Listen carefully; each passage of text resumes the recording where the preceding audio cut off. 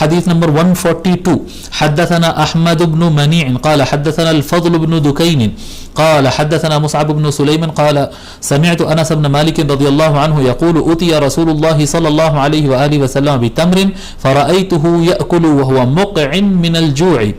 حضرت انس بن مالک رضی اللہ تعالیٰ روایت فرماتے ہیں کہ میں نے دیکھا کہ رسول اکرم صلی اللہ علیہ وآلہ وسلم کے پاس کھجور لایا گیا، جبکہ آقا صلی اللہ علیہ وآلہ وسلم بھوک کی شدت کی وجہ سے آقا صلی اللہ علیہ وآلہ وسلم اپنے دونوں پیروں کو بالکل پیٹ سے لگا لیے تھے.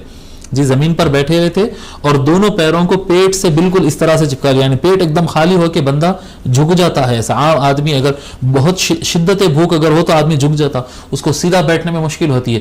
تو حضور صلی اللہ علیہ وآلہ وسلم بیٹھے ہوئے حالت میں بہت شدید بھوک لگی ہوئی تھی، کافی وقت سے کھانا نہیں کھائے تھے. تو آقا صلی اللہ علیہ وآلہ وسلم اپنے پیٹ کو سنبھالنے، اپنے آپ کو سنبھالنے کے لیے دونوں پیروں کو لا کر اپنے پیٹ سے جوڑ لیے تھے. اس کو ایقاع کہتے ہیں. اس طرح سے آقا صلی اللہ علیہ وسلم بیٹھے تھے اور لا کر ان کے سامنے کھجور رکھا گیا تو آقا صلی اللہ علیہ وسلم اس طرح سے بیٹھ کر کھجور تناول فرما رہے تھے.